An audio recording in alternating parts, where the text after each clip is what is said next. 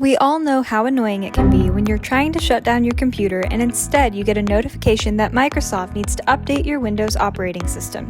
You might be tempted to put off the update or ignore it altogether, but is there a reason to keep your operating system up to date? The answer is yes, the most important reason being to mitigate threats to your system and data. The longer a version of an operating system is in use, the more likely it is that hackers have discovered vulnerabilities. Updates exist in part to patch vulnerabilities and minimize the risk of data loss, information theft, and other risks to users. To check if there are any Windows updates available for your PC, go to Settings, Updates and Security, and then click the button that says Check for Updates. Your system will notify you if there are any updates available and may automatically install them after the check has been run.